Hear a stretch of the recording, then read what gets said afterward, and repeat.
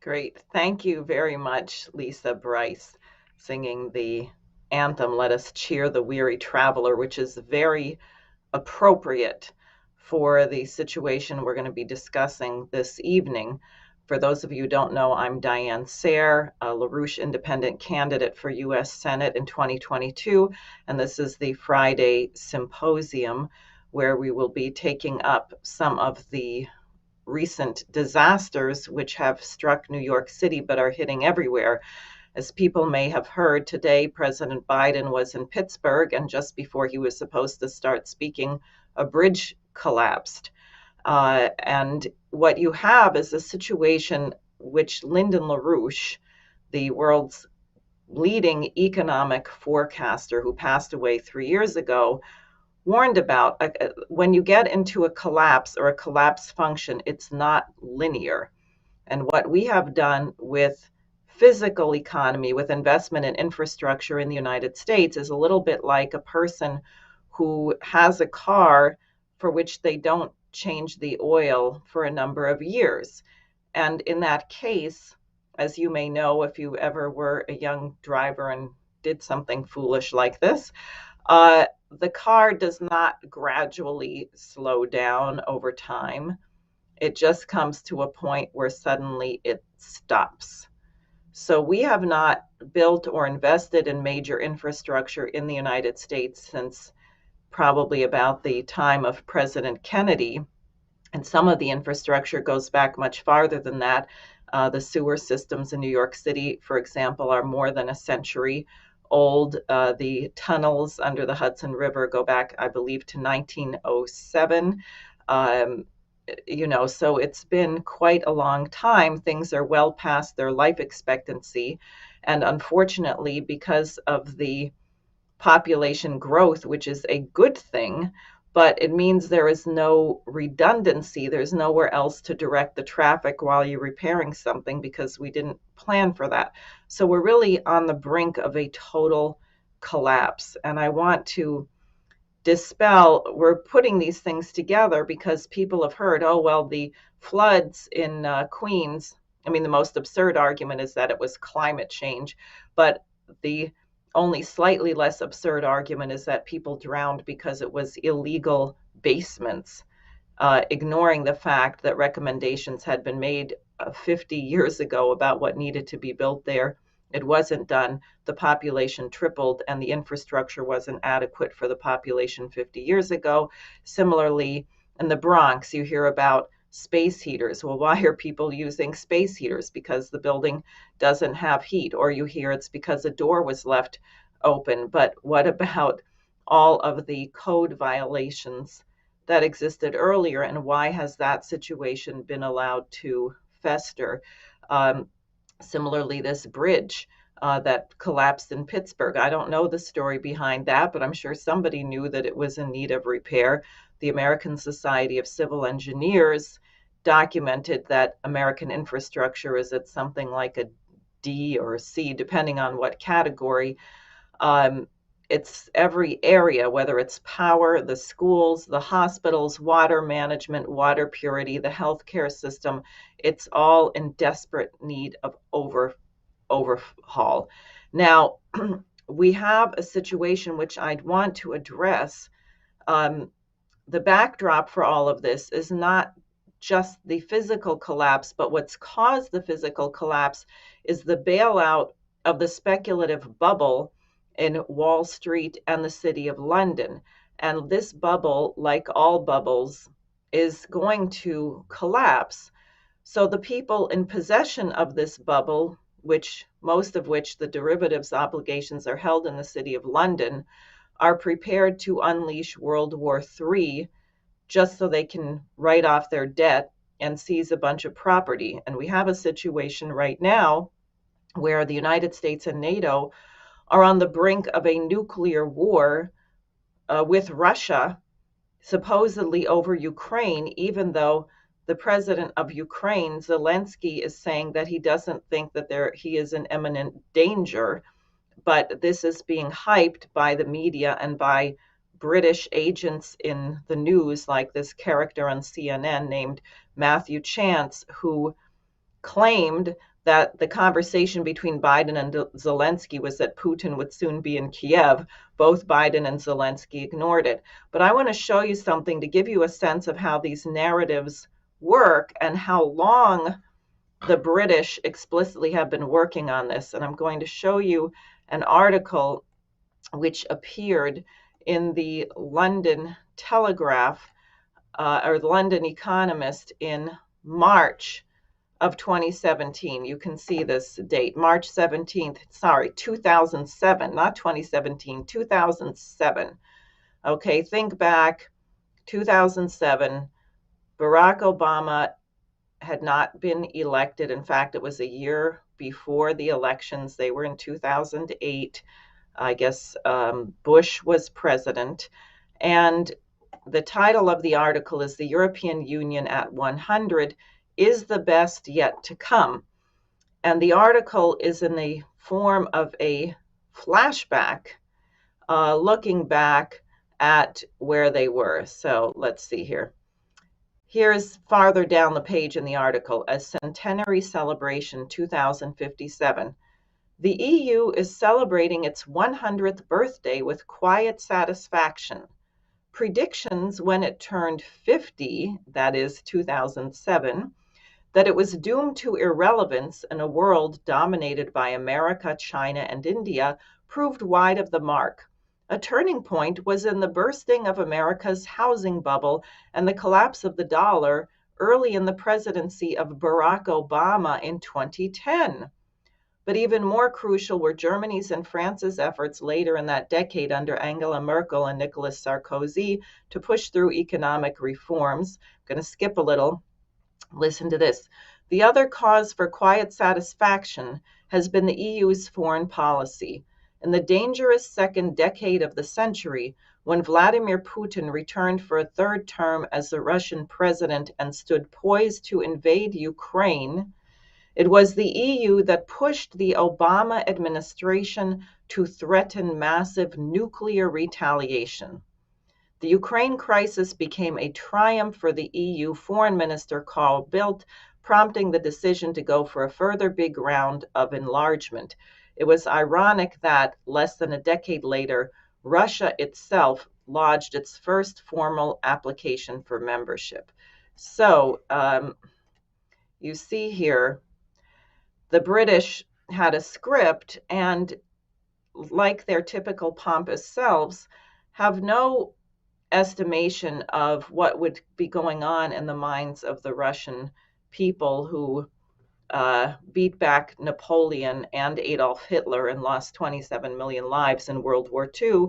And when they say there are certain red lines and certain things are not negotiable, exactly what that means. I think Zelensky has some idea what it means, which is why he may want to back off from the hype. But remember, the hype doesn't originate with anything in the region. It comes from the blowout of the economy. So we will be discussing the situation in the United States, and also the fact that the only way to address this is we have to put the entire system through bankruptcy reorganization. Not one more penny should be given to bail out these criminal Wall Street speculators, but instead the debt should be, a lot of it should just be written off. If someone's a billionaire and they end up only being a millionaire, I think they'll survive. But we have to actually go back to fixed exchange rates. We have to separate the banks and have a policy of credit, not from the Federal Reserve, but a national bank under the control of an actually elected government, which can direct credit to rebuilding the entire United States from the ground up, and not only rebuilding, but building with a plan for actual growth in the future. The United States, perhaps a century from now or so, really should have 1 billion people. And why don't we plan for that and build the power grid and the healthcare system and the educational system and the school system to sustain 1 billion people happily with long lives with a high standard of living? That's the way that people used to think in this country.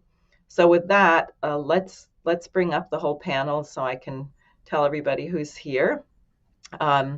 We have Chanasia Queen, who is a resident of the Towers, and her son, Majesty, who lived in the Towers, which burned in the Bronx, where 17 people died of smoke inhalation.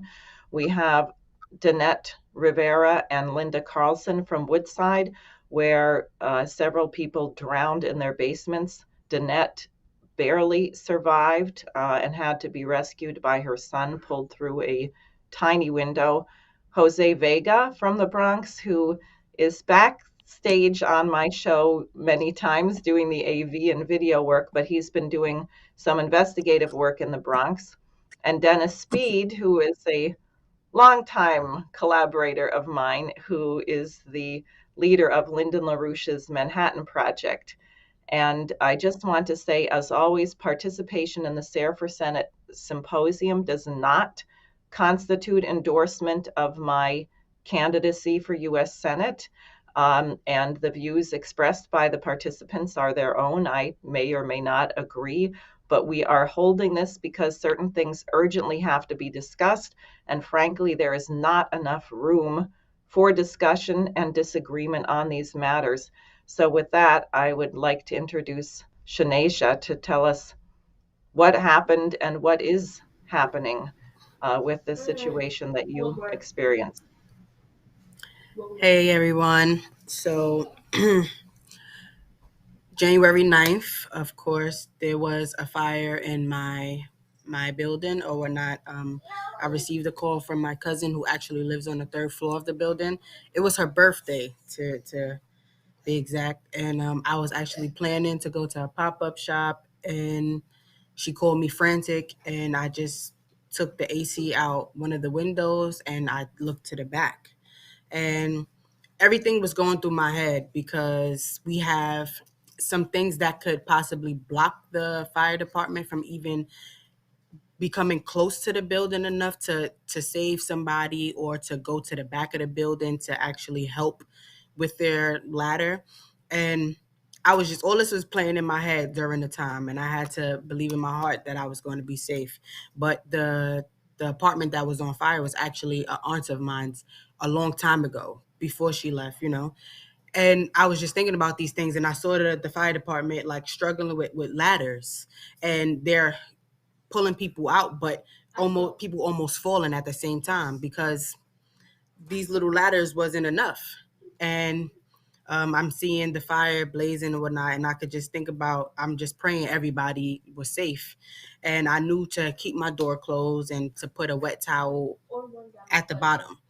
And after watching that, I could just imagine seeing people getting out. Then the fire department started knocking on our door, and we had no chance to really get out. So I just grabbed what I could, grabbed my son, my dog, my mom, and my little sister. We all was going down the stairs. They told us to be careful. It was wet. But during the midst of that, they was bringing a body down and rushing us to get out the way. And my mom wound up falling down, and she has sciatica, so she's in pain. And then it was a body on the floor. So it was a lot. It was a lot for me. And my dog, he saw a dog on the floor, decided he wanted to go try to wake the dog up. So I lost my dog momentarily. That was another thing.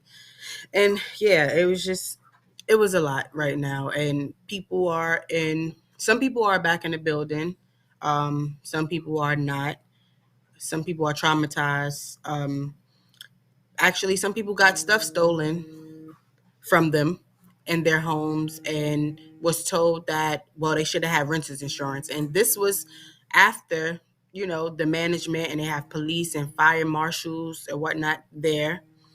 And basically, there's no regard for what's going on. If I have to be let in my home with a fire marshal, how is it that people are able to steal things out of my home?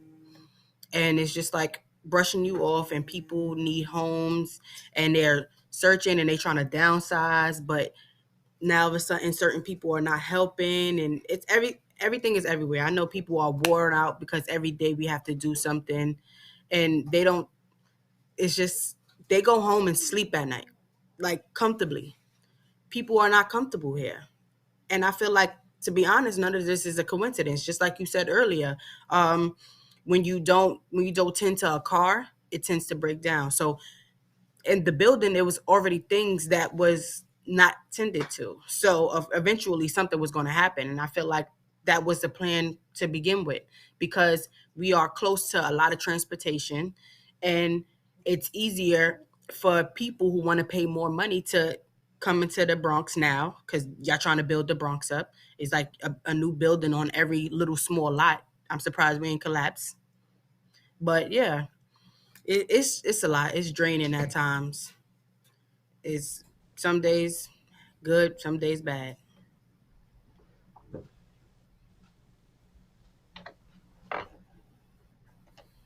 Well, thank you very much. And does the building have heat now? That was an issue when I went to the press conference. Absolutely not. Some of the water, some people say they water are cold. It's cold. Oh my Some gosh. people People have been saying, sent back. They still have no heat. This is really unbelievable. Unbelievable.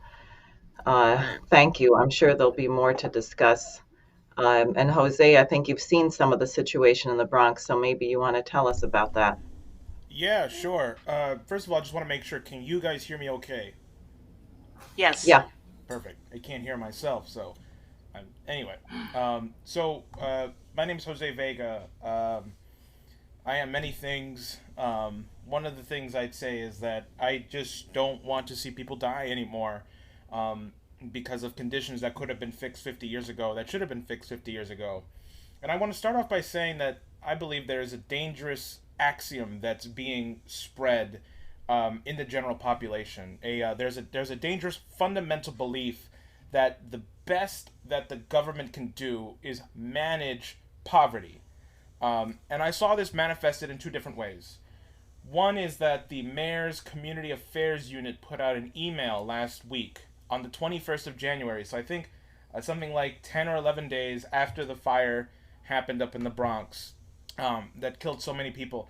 And this email said, almost verbatim, hey, this week is going to be one of the coldest weeks in New York City, so make sure you stay safe. If you're using a space heater, go to this website so you can have some tips on how to make sure you're safe while using a space heater. Why is it the case that the mayor's office, is saying to people, this is a reality that you might be having, rather than saying we're going to do an emergency citywide approach to addressing reports of no heat in buildings? And then the second way in which I saw this manifested, this dangerous axiom that we can only manage this, is there was a town hall last night that was led by Congressman Bowman with youth on. And to my surprise, there were actual students on. These were high school students. But the way they spoke as if every student is going to go through some kind of mental health issue. And the solutions were, why don't we assign everyone a psychiatrist or a therapist, depending on whether or not they need some kind of medication, or just talk therapy. And everyone was only speaking about the way in which you can manage mental health, and that they said that mental health is on a spectrum. Everybody will have a little something something. And students, if they don't have the resources early on, then it's only going to get worse. But no one really said the cause of the reason why you have so much more depression today and higher suicide rates than you did before, which is people see people dying in a fire. You know, you hear about this report that happened of an 11-month-old girl who was shot in the face by a stray bullet. She survived, thankfully. You know, you have these kids who live in buildings that have drug dealers in them all the time. Sometimes they just offer them, hey, come work for me. You can make a couple dollars and doing this and this. I mean, of course these kids are going to be depressed. Look at the trauma you're going through. And actually, maybe it is a little safe to assume that any youth growing up might succumb to some kind of mental illness because of what we're putting them through. But what upset me is the fact that you had these professionals and representatives who have the power to address the root causes and instead decide that they're only going to manage these issues rather than fix them at the core problem. And so that is what I want to make clear to everyone now, which is that I'm not interested in managing these issues. I'm interested in fixing them forever and making sure that future generations fix them also permanently. So this leads me to what I'm doing now in the Bronx, which is this. There was a gas explosion that happened just a few days after the fire that killed so many people up on 183rd Street. There was a gas explosion that blew up a whole house. It killed one person and it injured 20 other people, and it happened just down the block from me. And so I went and I spoke with the mayor, and I had that interaction, and it got me thinking that I need to put together a group of people who are really going to document and investigate what the heck is going on with our city and to get a clear picture of our city. And so what I did was I started walking around the Bronx. I decided to just go outside my neighborhood for once. And I went up to University Heights. And what I found was completely shocking, actually. From reports of people having holes in their ceilings, to water being tan, to mold. Mold was the big one. There was a lot of black mold up there, and rats. Okay, rats the size of cats.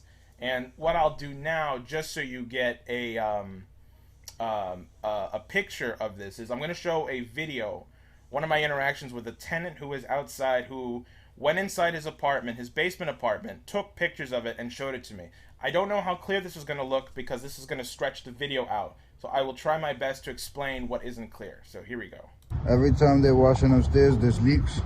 So it's been catching like mold there.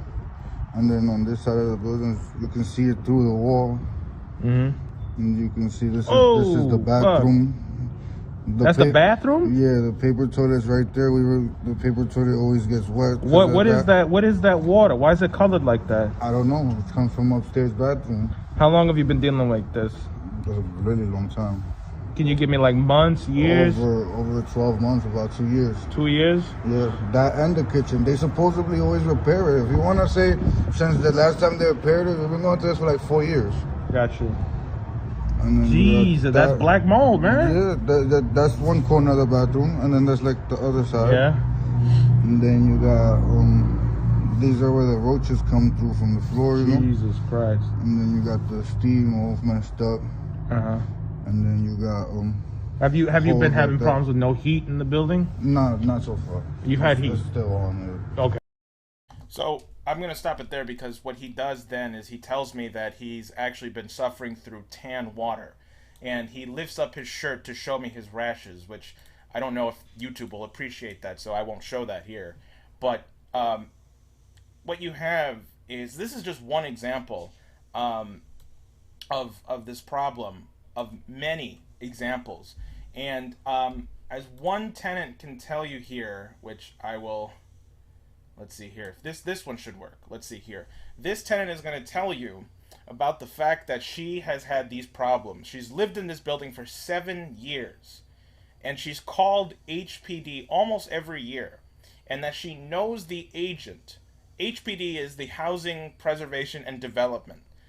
These are the people who 311 sends when you report an issue with your apartment or the building. And she's going to say that she's had the same agent come to her house for the last 5 years. And I guess I'll just let this play for itself. Let's see here. It was never supposed to pass inspection. They said it was paid off for it to pass inspection. I should probably explain that too. She says that her apartment where she lives, before this, she lived in a shelter. And this apartment was just passed inspection, but actually it wasn't supposed to, that it was paid off to be passed to pass inspection, and that they gave it to her because she'd be happy to live anywhere but the shelter. So that's just explaining that, what she was just saying there. So I'll let it continue playing. Never supposed to be here in the first place. We came out the shelter, and they said to give us this apartment because we didn't care where we lived. We would be happy to be anywhere but the shelter. Oh yeah. You know when I was going through that. Okay, actually, I don't remember where the other thing is, and I'm not going to try to look for it now. And also from speaking from personal experience, I also knew my own HPD agent. Actually, that building where I got that interview with that tenant who was just talking, that was a building I used to live in. I lived in the basement of that building.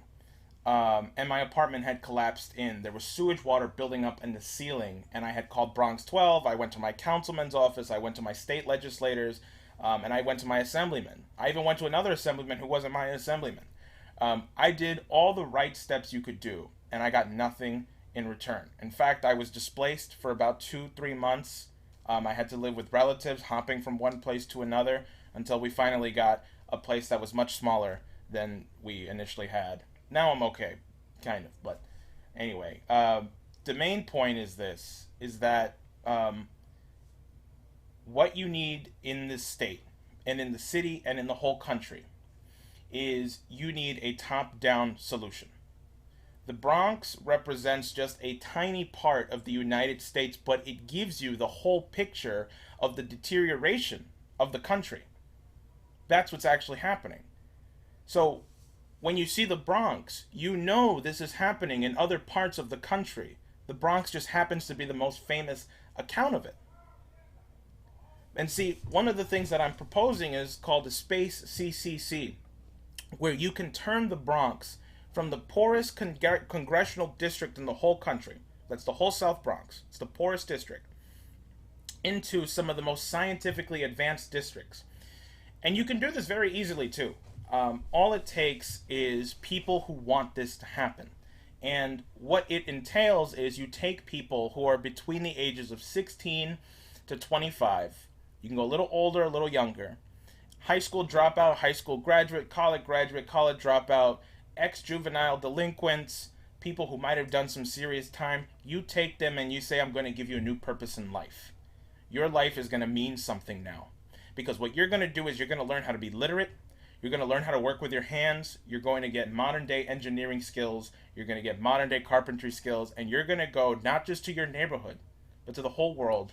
And you're going to build hospitals where hospitals need to be built, housing where housing needs to be built, housing repairs where they need to be had, and any other things that are needed and essential to living.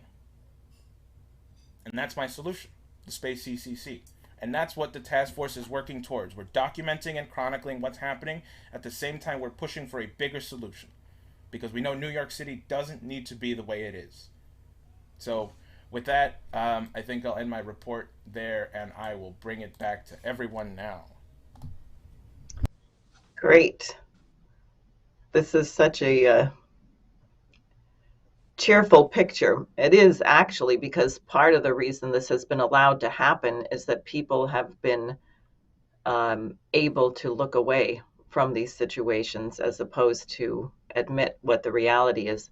So why don't we go to, perhaps we can have Danette and Linda. Jose, can you do that? Excuse me, Linda and Danette? Yeah, sure. Go ahead. Just keep talking, and then I will. Yeah, they're representing Woodside, and he will have them there. Danette, why don't you go ahead, and then Linda, but that way you can see each other and fill in. Yep, I'll put you both up in just a second. Just go for it. Do we have to unmute? No, we can hear you fine. And Danette, could you say something? Because you know Oops. Technology and me. Yeah, Danette, are you there? Hi, everybody. Yeah, I'm here.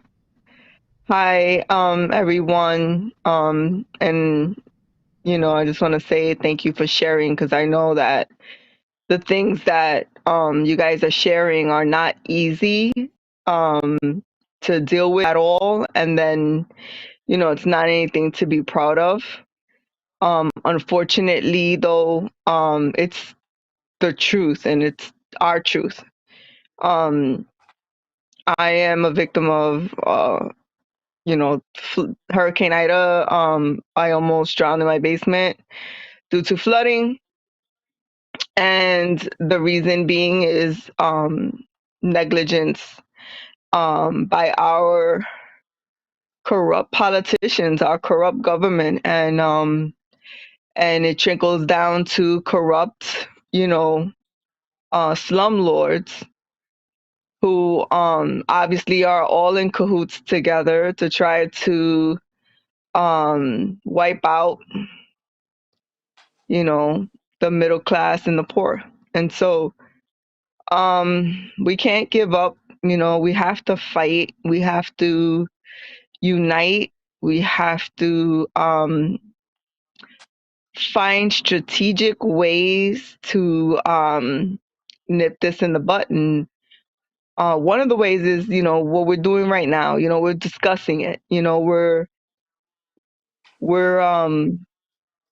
information is key. I think that it's important for people to know they're not alone, and see how and what other ways people are going through similar situations, and what type of what has worked and what hasn't worked, and what can we do. We got to put our brains together, figure this thing out. But there's a lot of things in play that need to take place. We need to change term limits. We need to do a lot of things. So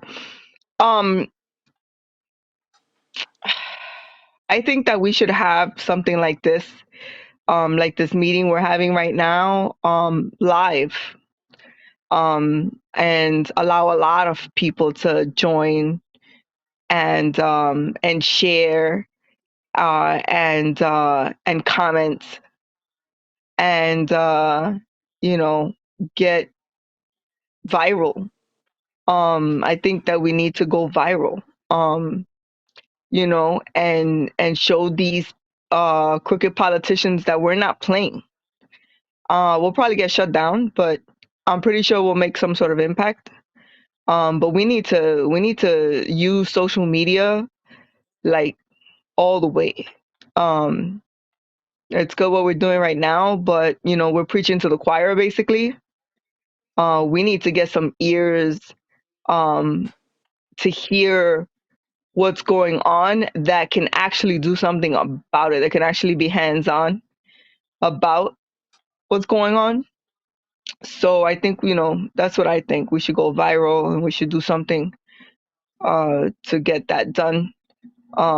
Getting signatures and writing letters and all that stuff, it's all been done before, man. We need to do something different. We need to think outside the box and we need to get creative, and we need to get creative now. We need to, yeah, that's what I think. Linda? Diane, first of all, thank you for featuring Lisa Bryce. She's a stunningly beautiful woman, but her singing and the selection was absolutely gorgeous. The words were very touching. What Danette said is right. Danette wrote a letter. We sent it to our councilman to request a hearing at the city council. Obviously, I think they did actually have a hearing, but of course, nobody in the community was involved in it or knew about it. So now we got 60 signatures to co-sign Danette's letter. We're waiting to hear back when we can get on the calendar to do that hearing. Danette, you're right. If nothing happens, then we have to come out with a little bit more force. But Jose hit the nail right on the head, because he said something that I've been saying a long time. All we do is put Band-Aids on things. If you go to any problem that we have and you follow the trail back, where did it start from here? Okay, before that, what happened? Before that, what happened? You'll find out where the real problem lies. And you know what? It starts at the cradle. Because right now, when I was growing up back in the old days, we had a parent at home.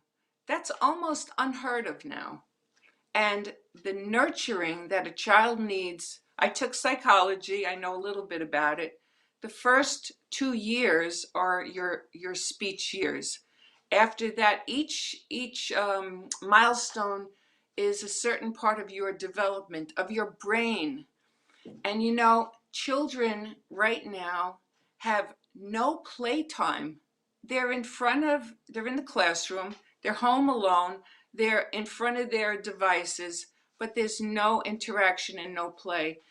And a long time ago, I heard an educator, I wish I knew the woman's name. She was in Yonkers, I believe. She said, if you add more arts, music and art to the schools, you will have less people in prison. And I absolutely believe that, because at one point in my life, I went through a really traumatic period and I started painting again. And this act of doing something creative, I don't know what it does to your brain, but it gives your brain a little vacation. So children have to have more playtime than they're having. When I was a kid, I was out at 7 in the morning. I didn't come back until 7 at night, and I didn't even want to come home for lunch. But, so it starts at the cradle. Now, what Jose said, you have to have accountability. The first thing I would want to know is, I would like to know where our money is going, where the tax money is going.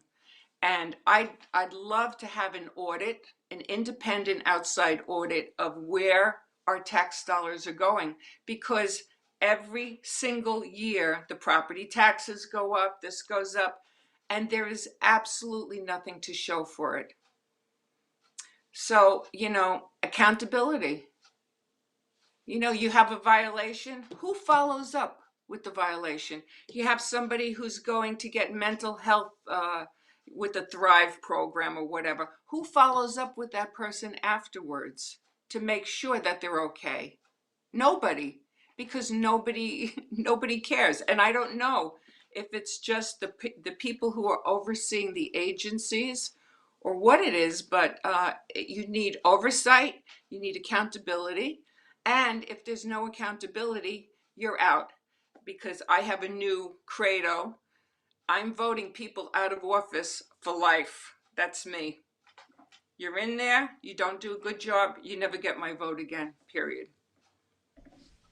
And you can find solutions to all of these problems. They're very easy. They're not difficult. Of Rikers Island, I said it. I'll bet you 40% of the people in Rikers Island have mental issues, serious mental issues.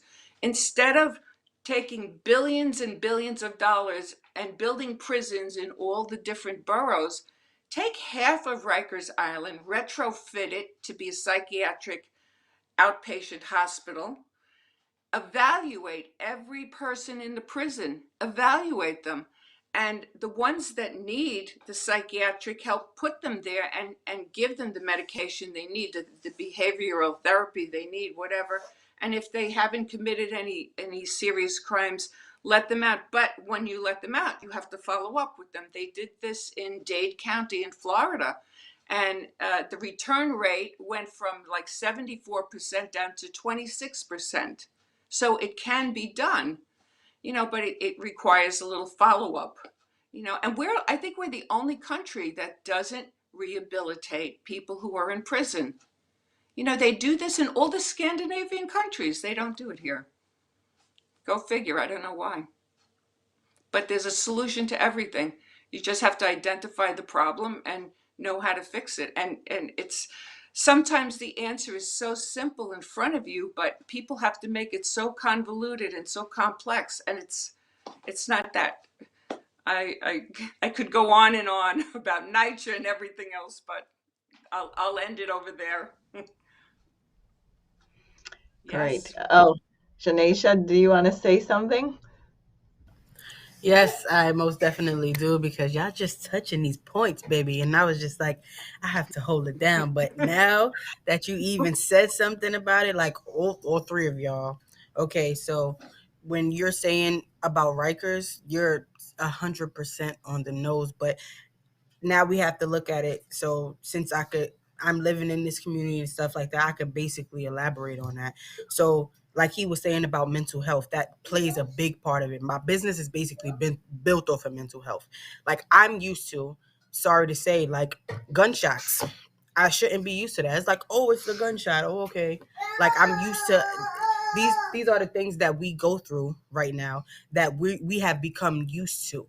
And it's not as if like our school system is built basically to look like jails. That's how I feel. I feel like they're setting us up to fail, because if I want to keep people where they're at, I have to continue to condition them to being stuck where they are. Like, there's no reason why there's no financial classes on how to build credit or how to make your own money or things like that. No, because you are conditioned to be a worker. And my community, the Black and Brown community, we went through the most trauma. Matter of fact, I can't say the most, but we go through trauma, and it's been generations and generations up until the crack epidemic, this, that, and the third, everything, like the Tuskegee experiment, like we just been experimented on, and it's horrible. The rat experiment, I don't know if you ever heard of this, but basically they have rats in a small area, like they watch them and they continue to mate and make, babies or whatnot. And eventually, once it gets too crowded, they start killing each other off. And I said in my mind, what does this remind you of? This reminds you of the neighborhood. I'm sorry. Give me a second. Okay. Sorry. We've been there. Yeah. Yeah. It reminds me of the neighborhood. Like I literally cry for my people, like I cry for people in general who have to go through these things, because I'm feeling like this is a bullying situation. If even down to the music that's being played in my neighborhoods, it's like it's like they allow certain things to happen. And in my head is like everything is a spell. So if I get people conditioned to certain things in their head, then they'll get used to it. If I'm allowing people to play songs about killing and doing drugs and selling drugs and scamming this, that, and the third, then eventually the people in their neighborhood will want to do the same thing, because this is the things that they're seeing, regardless of if the person who's actually singing this music is actually doing it. Because 9 times out of 10, I guarantee you they're not actually doing it. They're just pumping it out. But this is the thing. I have to get y'all conditioned. I don't want to see no movement. I don't want to see no change, because I want to keep y'all where you're at. As long as the money keep coming in my pockets and I keep getting, I could do whatever, then it's okay. They don't care about us. So we have to take it back. Germany, you can't call these people after they get off of work and let them know, like, they could take you to court. Oh, you calling me? I'm on vacation. You better not be sending me no email. You better not be calling me. You better, people have to start like, no, I'm not taking that vaccine. No, I don't trust you. No, I'm not wearing a mask. No, this, that, and third. It's just, it's a lot. Sorry, I had to let that out.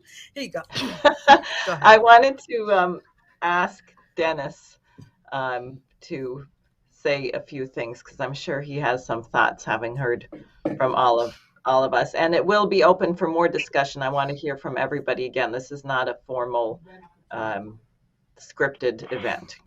Dennis?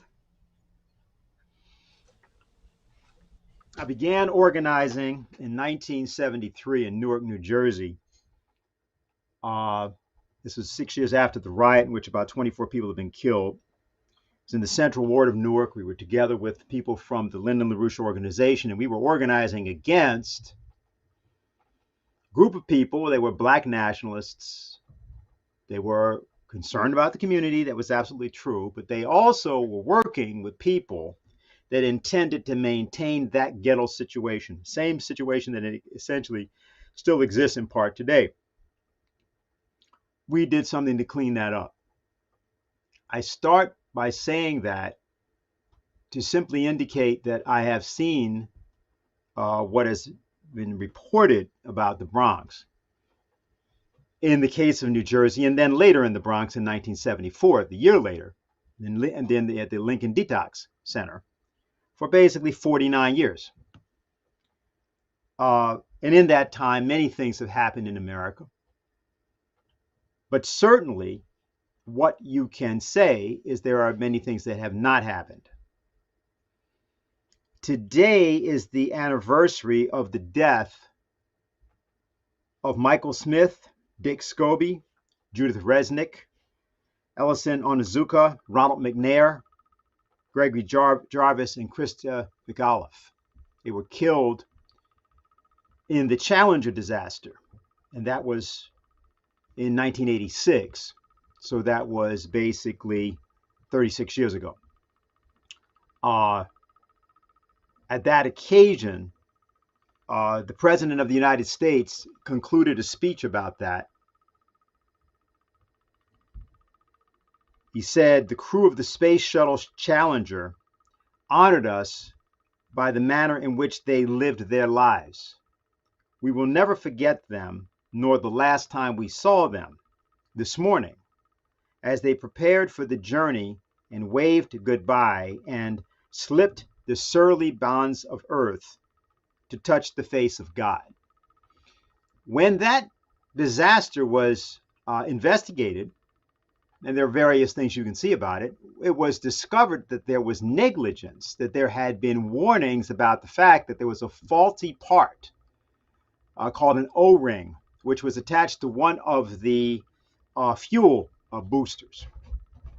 And that if this part were put under certain kinds of stress, it could disintegrate. This was known, but it was ignored because at the time, certain bureaucrats decided to overrule it. And what they did was that they caused, the Challenger didn't actually explode, by the way. They caused this O-ring disintegrated, the fuel tank caught fire, and there was a massive fireball that basically began to cook the astronauts. Nobody actually knows whether they died instantly or they were alive when they hit the water.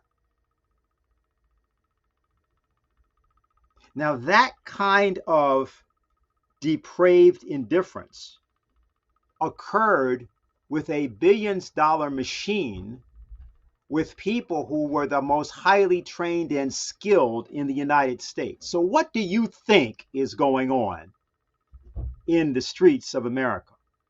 What do you think is going on in the South Bronx? You think there's depraved indifference? The problem that we have is that people have to do something about it now. But what are you going to do about it now? You think that by trying to attack this problem locally, you're going to get anywhere at all? You have to attack the entire problem, and you have to attack the entire problem now. But on the other hand, you also have to know how to do that. one of the elements of the importance of what Diane is trying to do with her independent campaign. And notice it's an independent campaign. It's not a campaign Republican or Democrat. The reason is both parties are hopelessly immorally bankrupt. Irreparably, hopelessly immorally bankrupt. May not be true of individuals in the parties, but as institutions, these things are hopeless. Well, but on the other hand, the problem is in the United States, it's a two-party system. And if you're not in one of the two parties, how are you going to get elected? Anybody will tell you that, especially if you get to national office, Senate or the presidency, or even congressional offices. There are one or two people, of course, who've been independents, but that's what they'll tell you. So the important idea here is, where do you get the inspiration and how do you make it work? Let's go back to what Jose said about his space CCC. He was proposing that you take the people that most people think are the most worthless. And by the way, let's not temporize about the circumstance in New York recently with the killing of the two policemen. Now, yes, that was not only tragic, it was many things. Nobody wants to talk about the guy that killed them, who was clearly mentally imbalanced. That's why his mother called the police. You say, well, was he tragic? Oh, no. We got to deal with the issue of safety and justice at the same time. That's what's said about this. There's nothing to do with it, because the injustice is fundamentally not in that exchange. It's something that it could happen to policemen tomorrow.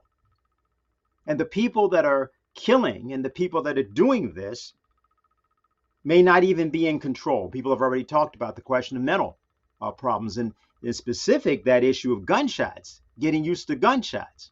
You have to get used to them. You have to adapt to it, because if you become terrified or frightened or anxiety ridden whenever a gun goes off, you can't sleep, you can't function, you will become driven insane. So now you're going to adapt to a situation of gunshots. Why? Well, because you're working 3 jobs, for one thing, and maybe it's a single parent household, and how you're going to unify all these places or these people to do something about this baffles you. You can't take it up that way. That's the whole game. The game is, as it was back then in 1973 in Newark, as it is in the South Bronx, as it is in East New York, as it is in Bedford-Stuyvesant, as it is over in Hollis, Queens, as it is all over America, in Compton or any other neighborhood. Not all black neighborhoods, just all kinds of neighborhoods. Matter of fact, if you go to the rural areas, to what's happened to the farmers, look at that. That's not black.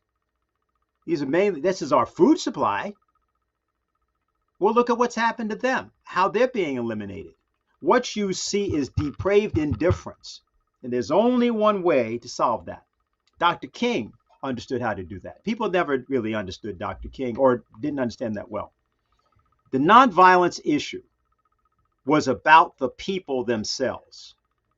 The idea was that there had to be solidarity among the people, and that the people, to be able to be kept in order, had to have this idea of creative, nonviolent, direct action, in which they were realized they might be giving up their lives. But guess what? You're giving up your life anyway if you're sitting in the Bronx. I mean, the reason you're dying in the Bronx is not because of fire. You're dying because you're in the Bronx. That's America today. That's what and it has been that way for half a century. Now, many people have tried to organize against this. Many community groups have done things. And many of the things they've done have actually kept a lot of people alive. So let's not say that nothing that has been done has been useful, productive, or essential. That's not true. It simply has not been victorious. It hasn't won, because you can't win that way. To win, we have to ally. We have to unify. And the issue of the independent campaigns is that we have to have the following idea. What goes on in Ukraine, what goes on in Afghanistan, what goes on in the South Bronx are one and the same thing, because they are. It's being done by people who get away with doing it because the rest of us do not have solidarity. The rest of us are not unified. The rest of us do not have solutions. Jose proposed a solution. His space CCC said what?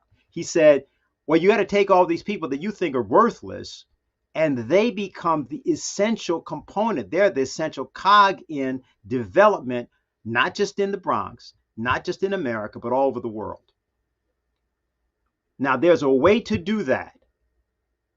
And the way you do that is you must create a movement which has to have people who lead it, who are, for example, musicians, the way that Linda described Lisa, the effect of that.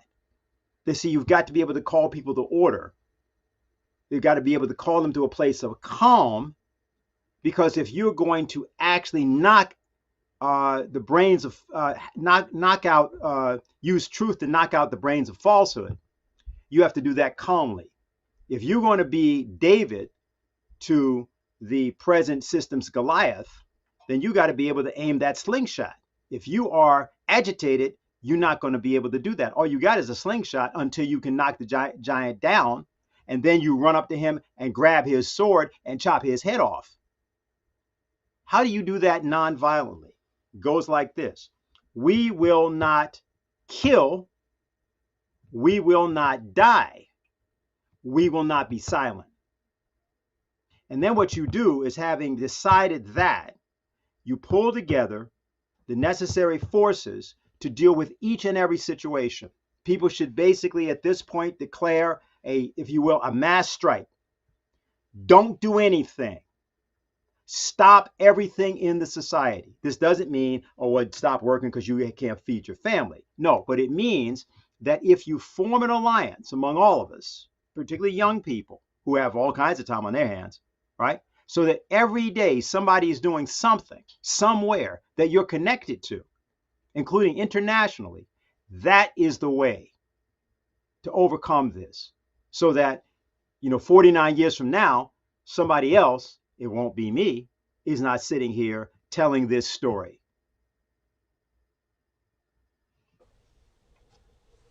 Thanks. So I would say the floor is open. I do want to say, actually, one thing on this question of the pandemic. I don't know if people are familiar with the name Ezekiel Emanuel, the brother of Rahm Emanuel.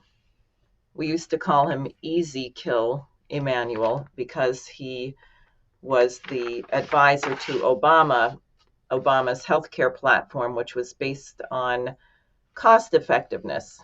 If someone's too old, too fat, smokes too much, or too young, or whatever, they should not be treated. It's not worth the money. Jose, keep us all up here so we can see each other, if you would. Thank you. So Ezekiel Emanuel was hounded away into hiding by the campaign that Lyndon LaRouche waged against Obamacare. The crime of Obamacare wasn't that people would be forced to buy insurance. The crime of Obamacare was that you were going to be forced to die because they weren't going to spend money on you. Ezekiel Emanuel is back. He's back complaining that China took a policy of eradicating COVID with very strict testing and lockdowns, when what we really should be doing is learning to live with it and not even keeping track of where it is anymore. And he has this nifty article, which I found recently from The Atlantic. I don't know if you can see this or not. Why I Hope to Die at 75. This is his program for everybody. Basically, he said, no one over 65 should get antibiotics. No one should have a colonoscopy or a prostate cancer screening. He said, if you're 75 years old, no cardiac stress test, no pacemaker, no defibrillator, no heart valve replacement, no bypass surgery. Now, we might consider it unfortunate that he's only 64 right now, so he's not up to refusing this treatment. But he also wrote an article in 2009 published in the British medical journal, The Lancet, Principles for Allocation of Scarce Medical Interventions. And this assumption of all of this is resources are scarce, right? We can't change our resources. There's a limit to resources, and human beings have to accommodate. So he says it's called the complete lives system. He said it produces a priority curve on which individuals aged between roughly 15 and 40 years get the most substantial chance. So if you're under 15 or over 40, forget it. Your life is not worth that much. And then he says that people tend to want to give limited resources to the youngest first. But he said this really seems incorrect. The death of a 20-year-old woman is worse than that of a 2-month-old girl, even though the baby has had less life. The 20-year-old has a much more developed personality. There's been much more invested in her. So if you had to choose, you should save the 20-year-old and let the 2-year-old die. Now, what's the point of all of this? The idea is to impose on you a thought structure that somebody has to be eliminated. We're sorry. That's how it is. But we just don't have the resources. And you're not allowed to say, well, that's ridiculous. Why don't we create the resources? Because that's what human beings actually naturally do. That's why we have 7.9 billion people, or however many people on the planet right now, because human beings, in spite of all these evil bastards, actually have created the resources to live, to exist. But this is what they're trying to crush. And that's why what everyone has said about no longer accommodating to this and saying this is not how human beings should live. Now, if you take the example of COVID, suppose when this began, we said, you know what, we actually want to be able to wipe this thing out. We have a sick economy. Everybody's in services and no one's in production. We saw that with the supply lanes, supply chain disruptions. So since we can't pack 1 million people into close rooms because they're all going to get sick, why don't we do the construction projects that are needed to modernize the sewer system? We saw from Jose's report, Danette and Linda, with these floods, water is a really big deal and has a lot to do with health. So why don't we take all of our young people and train them to do work that's involved in rebuilding the sewer and sanitation system? Why don't we take all of our schools and build larger classrooms and put in modern ventilation and UV lighting that will kill any virus that comes along? Why don't we upgrade our nursing homes? So you take a crisis and you use it as the opportunity to transform the nature of your entire economy. Was that done? No. Instead, it was used as a pretext to print trillions of dollars. People were given checks to stay home and overdose on drugs and commit suicide, largely through despair. And massive checks were given to the big banks. And guess what? Now we have hyperinflation. So the cost of everything is absolutely out of control. Well, that was deliberate. And I went through that thing from the London Economist at the beginning because the enemies of mankind are not, they don't understand natural law. They don't believe in natural law, which is how they will be defeated.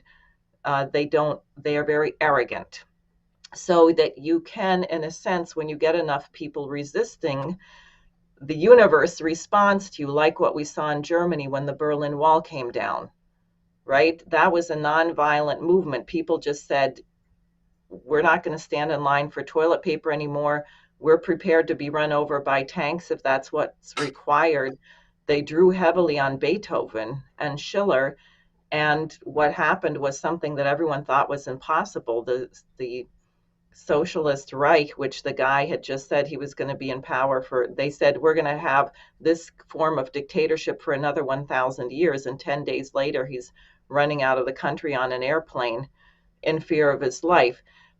So there's a principle where you uphold natural law, which gives you enormous power over these people. And they also know it.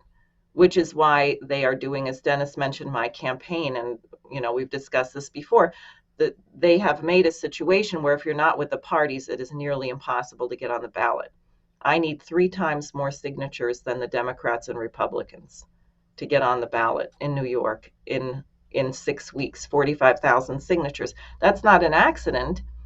That's because, frankly, because we have the power right now. And what they're hoping is that we don't figure it out and we don't get together, but remain divided and name someone who's going through the same suffering as we are and name them as the enemy, as opposed to recognizing that there's something at the top of this, like what you see from the City of London and Wall Street, which is not merely about money, it's an ideology, which we heard with that Ezekiel. Yeah, go ahead, Chanasia. See, so I feel like once what we have here is they pumping fear into our brains so that we won't know that we have the power, especially with the whole COVID thing. So in my neighborhood, Rikers was closing down because the crime rate was low, right? Now, I have so many videos that I watched, but Obama basically spoke about a pandemic that was coming to us. So this is some things that they already knew was going to happen. And for them to feel like they're clearing their karma, they have to say it out loud, but not necessarily like tell you. So people not really paying attention. It's just like, oh, okay, well, he said that, but they don't understand the seriousness of a pandemic until it actually happened. Now, I was sick 2019 coming in 2020. And I heard about when March came, which is around my birthday. When March came, then they started telling about all the, the symptoms and things that and third. So I remember clearly, like I lost my sense of taste, like everything, sense of smell, everything. But I treated it like I don't like going to the hospital because to me, the doctors are what the police are to the black men to me.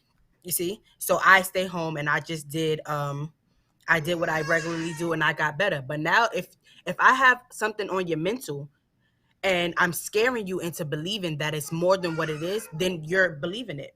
My friend said, yeah, when they started talking about the symptoms, I all of a sudden started feeling it. Like, damn, I can't breathe. My throat is closing. Like everybody start panicking. Now you got everybody running to the hospital. Now the doctors are not prepared because they don't know what's going on, right? So everybody doesn't know how to treat the situation. Now you have a big thing. Now, as time is going on, it's just like, okay, now you want me to cover my face. But in my head, I always been taught that we need oxygen. I breathe out and I give to the trees. The trees give back to me. And you're not supposed to breathe in what you breathe out. So that can also make your immune system goes down. So now it's saying y'all have these medicines. Now, as far as I'm concerned, the Tuskegee, the smallpox, everything that they always give to us, all of a sudden y'all have something to fix it, but it never really is a fix. It's just something that y'all could shoot up in me or things like that. Nobody talks about herbs and things like that, the things from the earth that can heal us, but they just want us to be in fear. This is the whole thing. Like you have to play with people mental. If the media and everything is basically spells that we're speaking into people. So now we have them confused. They don't know not to lean on their own understanding. They don't know that they have the power because we're telling them that we have everything that they need right now. Like I'm gonna put fear into you, and then I'm gonna tell you that I have what you need, and I have this money dangling in front of you. And the only way you could get this money is if you do everything that I tell you to do.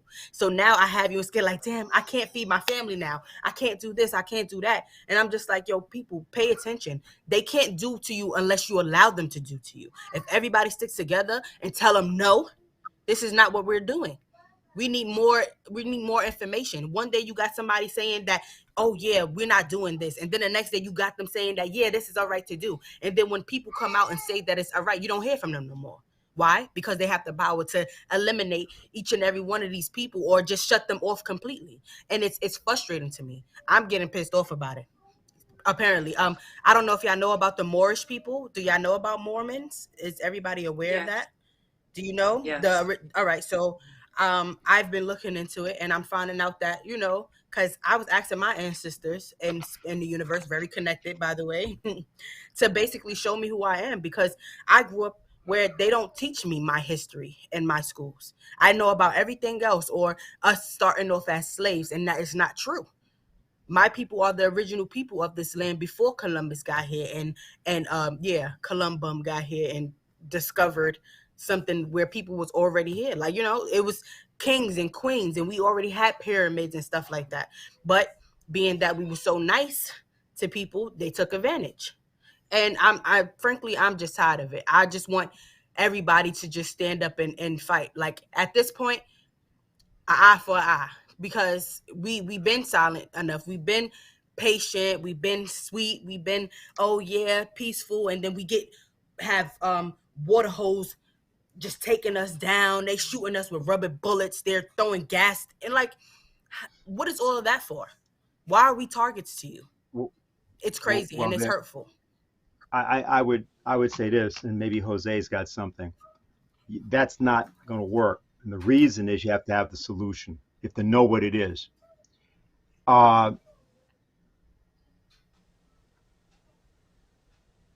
In February of 1971, I was in Mississippi, and I was in a bus with another 25 or 30 people, which was being followed by the police. What happened was the police decided to pull the bus over. They had about 5 police cars. And some fool went down the middle of the aisle giving out guns, and he handed me a 22 caliber pistol, which had tape around the barrel. And I said to myself, well, now this is not a good situation. Because number one, he didn't ask me if I know how to shoot. Number two, I don't know whether this thing is going to explode in my hand. And I tell that story because this was a group called the Republic of New Africa, and they wanted to take 5 states in the South. And I was there because I was a student, and I had sponsored the head of their organization to come to our campus. And then I went with them down to Jackson, Mississippi. On that occasion, I was lucky, got out of there. In November, they had a shootout with the police. 4 people got killed. I wasn't there for that one. And so I'm saying that to say this. You cannot allow for the desperation of a situation to cause your judgment to be shaped by the people that are oppressing you. You have to have a solution, and then you have to make the solution work. Now, I'm not saying that because there's not the right thing to be that enraged, that angry. I think, in fact, that's not only called for, I think it needs to be greater than that. But I would say that's the struggle. And that's what a lot of us have been doing this for a while and have some idea of it. Let's take one last thing here. You mentioned the Moorish science question. And that's correct, that there are people, particularly in the United States, it wasn't a slavery question. You take, for example, the American Revolution, the Marblehead fishermen. Those people, they were white, they were brown-skinned, they were African, not slaves, free sailors, as well as liberated slaves. They all fought in the American Revolution. Nobody talks about that. Those are the people that took Washington across to Delaware. They knew what they were fighting for, and they understood what the contradictions were. So see, but they had a concept of victory. That's what we need. And I think we need to be very clear about our focus. We have a situation in this country where we can win. And the issue is to create a solidarity among the people, and don't allow the people to not see what's going on. But at the same time, don't allow the people that then, after they see what's going on, to say, well, the solution is that we got to do eye for an eye, because at that point, everybody's blind. And that's not just rhetoric. You're blind to the operations being run on you coming out of governmental and related circles that plant people in your midst to cause that to happen. That's what I was experiencing back then at that time. That's how I found it out. And as I said, I was lucky enough to happen to step out of that one, but others were not. Jose, now you've been talking to some people. In fact, you were talking to some people from a former, we'll just say from the Savage Skulls. We won't say what that is all about, but you might want to speak to this. The Warriors, man. You know, people who've seen the Warriors film, these were the original Warriors. And I guess that's all I'll say on who they were. But yeah, you know, to see some of these people who were once part of a gang organization that actually some people might even respect today, because what they did was they said, we're going to declare war on drug dealers in the South Bronx. That's not, at the time I might have been like, yeah, we got to get these drug dealers out like this and like that. But see, there's a reason they left. Many of those people ended up in jail and reformed themselves and said, look, what I was doing was wrong. And some of them actually work with youth today, where they reform youth. They work with people who are about to go down that path, and then they pull them out of that. Some of these people might have done some kind of time at juvie. Some of these people might have done some serious time at the age of 17 and being tried as an adult because of the seriousness of their crimes. And these people pull them out and say, no, this ain't the way. This ain't the way to do things. And I really admire that, because these are people who experienced and became shaped from the domain they were put in by the oppressors, and as a result, they can only operate in that domain. And it is only after they realized what they were doing wasn't working that it made them more powerful, as will make anyone powerful, when they operate outside that domain or that box that you get put in. And that's what makes you more powerful, because even the enemy also operates in that set of domain, in that set of rules and axioms. But you don't have to. And that's what they will never understand. And that's where your power is. So that's what I would say. If I could just say that's why I admire the celebration of Martin Luther King every year, of his celebrating his heroism, his belief system, and his way of handling the oppression that took place in his era. And it's the same today. It's just in a different method, different way, different fear tactics, but it's still a fear tactic, right? We're still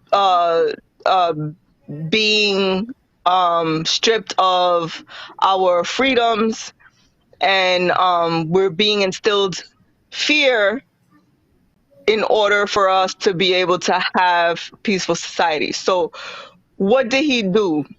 Did he use violence? No, he did not. What he did was he educated the people.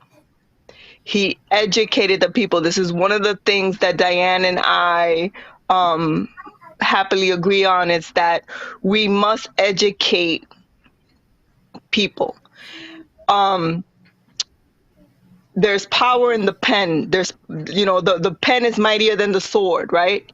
So by educating people and showing them how they can have the power to say no, just simply the power to say no. In other words, no, I will not sit in the back of the bus. No, I will not be segregated from others because of the color of my skin. No, I will not. And the consequence might be getting arrested or getting beaten up or, being mistreated. Those are consequences that we have to be willing to face.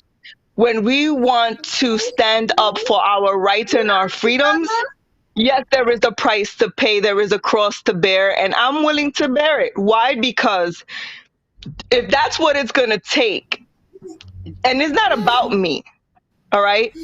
Because I'm just one person. I could crawl in a hole in the wall and I'll be happy with very little. Why? Because I'm a survivor. That's just the way I am. But and it's not even about my children, but it's about the future of America. It's about the future of this country. Okay? If we want this country to continue to be a country of freedom, a country of fairness, a country of truth, right? And I know it's very corrupt, and I know it's just getting worse, but if we want to turn the tables back and we want to fix America, we're going to have to take a stand, but we're going to have to do it in a peaceful manner that's going to get us heard, right? And we have to also make make ourselves known. Like the other day when Jose stood up to Kamala Harris, right? That's what I'm talking about. He didn't hurt anybody. He didn't violate anything. What happened? He offended her a little bit. She got her little ego trip of offended because he stood up to her and he spoke the truth. And he spoke the truth, but in a place where everyone can hear it and where it could continue to be heard today. Okay, he's here with us, but somewhere, in some house, he's watching him. You know, someone's watching him on the TV or hearing him something or reading a paper about the act that he committed, where he stood up and spoke the truth, whether she liked it or not. This is how we get results. We must unite. We must educate each other, ourselves, right? Because if we don't know what we're talking about, we're going to look like fools out there, right? And we must educate others, not only who are going through what we're going through, but because we're just preaching to the choir, but we have to educate people who have the power to expedite this. You know what I mean? To expedite where we are to where we want to be, right? So we have to get some people with dollars and some people with power in our side. And how do we do that? We have to get united. People pay attention when there is a great amount of number in anything. So if we can get, thousands of people on board with us, someone is going to pay attention to that. Okay? And things are going to have to start happening and taking place. Okay? Why? Because that's just the way to get the respect that we need to get. Okay? And so again, I appreciate Diane and I appreciate what she stands for and how much she cares about America, about her country, and about those of us who live and share it with her. But we have to do something that's going to be outside of the box. We have to think outside of the box. We can't just continue, what is it? Like, getting angry and tearing things up is not gonna fix it. And being too quiet about it and laid back about it is not gonna fix it. So we gotta be somewhere in the middle. Okay? And we gotta use our brains, our God-given minds. We have the ability to actually put that into good use. We have to use social media in a way that's going to help us. Okay? And we need to do something fast. We need to do it now. That's Danette, you actually the way I gave me see an it. idea. You're speaking because I think, and there's two things, and we've got to wrap up. But we should create something like a speakers bureau, but it's not really a speakers bureau, where we look for these things like Kamala Harris or when Schumer shows up for a party. And we have, because it should become the situation that none of these people can actually go anywhere in public and say this crap that they say and tell all these lies. Mm-hmm. And you could have Isn't people Biden coming Thursday? Can anyone? I don't know. No. Some of the things we aren't going to talk about here on the air, but okay. We should actually line up hundreds of people who practice. I'll tell you, when you do one of these things, Jose, and when I did it to Schumer, you are scared. It is scary because you're going to get up there and they're all going to be staring at you and you're going to be yelling at the top of your lungs because you want people to hear what you have to say, and then they're going to haul you out.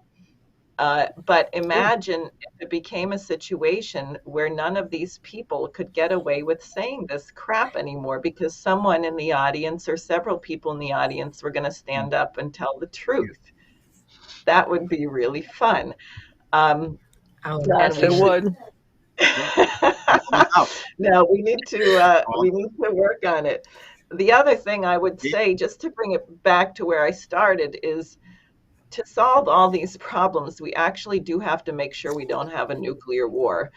And we're awfully close to that, more than most people realize. And LaRouche's widow, Helga Zepp-LaRouche, made the point that we have a situation now where you have so many mentally impaired or deranged people in positions of power that you can't rule out, if you're placing nuclear missiles right on the border of Russia, that you cannot rule out that there is a mistake and suddenly an hour later the planet is incinerated.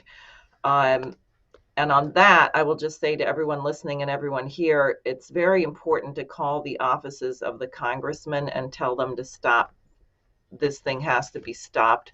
The United States has to respond to what Putin is expressing as his security concerns.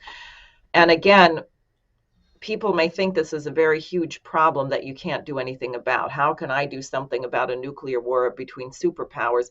Would the president listen to me? It reminds me of when I have a pit bull who's old now, but he used to be extraordinarily aggressive. And we took him for a walk in Central Park, and I wanted to know how he would respond to the horses. We went by the carriages, because if he ever saw a dog or a person he didn't know, he would go crazy and try to attack them. When we got to the horses, he just got on the best behavior and acted like nothing was going on. And I think sometimes we feel like that, oh, nuclear war, and we think that we can't do anything about it, where we better do something about it, because if we don't solve that, we're not going to be able to solve all these problems. But the people causing this problem, the nuclear war problem, are the same people who are causing everything that people here just talked about. So, but Danette, you gave me an idea, and I think we can do this. I think we have to create a situation where none of these people can go out in public without knowing that someone is going to jump up and challenge them. It'll be perfectly nonviolent. I like that. I like it. And we could even do silent ones where we have signs where we go in and we just turn our signs around and they all say a loud message, and media gets it and all that stuff, and it goes on like viral. And I think that would be great. Yeah. That way they can't even kick us out. You're gonna kick us out because of our sign? Wow. Talk about what was that? What is that? Freedom of speech or whatever? Freedom of Wow, yeah. What about freedom of speech? Exactly. Just there's freedom of speech only when it's not offending you. Crooked politicians. Everybody's so got the nerve to be sensitive. Yeah, right. That's very funny. Put them in a safe room. People have to remember that, the politicians work for us. We're actually the employer. They're the employees. I think we forgot that. I think we've forgotten that. It's been totally forgotten. And that's a damn shame. That is sad. Yeah. We don't know our value. We do not know our value. That is one of the ways we need to educate each other. Is we need to remind each other of our value, how we count, how we matter. We need to remind ourselves. It's like people have fallen asleep to that truth. It's sad for the future generation, because we gotta prepare them. Right. That's right. Like, he got a name Majesty. He has to know that he really is Majesty. Like, he really is a man of integrity, and a man to be respected, and a man to be, and that he can rule, but of course in a good way, and he has power, but of course not to be abusive, right? So we need to remind ourselves, listen, we are people of power, of peace, of truth, of dignity, and self-respect, and we want to be respected, yes, but we want also to make sure that we are being treated, fairly, justly in this country. Like humans, because this is very inhumane. Yeah, like humans. Exactly. That's Human it. beings. That's it. So we should conclude. Dennis, do you want to say anything about what you're doing tomorrow at 2:00? We're having just another meeting. It will be done of the LaRouche organization, and it's just called, this year would have been the 100th birthday of Linda LaRouche. We call it LaRouche 100, but we call it Beyond War, What Alternative Culture Do You Propose? So in other words, this whole idea of nuclear thing that we're talking about, a lot of people have awakened to that. And actually, this can be stopped. But the issue is, okay, what are you going to replace it with? What do we want people to do? So tomorrow we're going to be talking about that. We have a series of speakers. Matter of fact, on the food question, Bob Baker, who's a farmer and farm leader, will be speaking. David Shaven, who was on with us last night, and then Harley Schlanger, who's always on with us. So that'll be happening at 2:00 tomorrow. So everybody's welcome to join us. And I will just say that everyone watching and everyone here, starting in April, we are going to have to be in the streets getting zillions of signatures, and I need your help. So I just put my website in the comments. Please sign up to volunteer for my campaign. If you can't come out in the street and you want to give money, by all means, I will not refuse. We need that too. And thank all of you for being here, really, and for your courage, everybody. It takes courage to do this, and we're going to become more courageous. So that's it. Thank you, Diane. Thank you for your courage, woman. All right.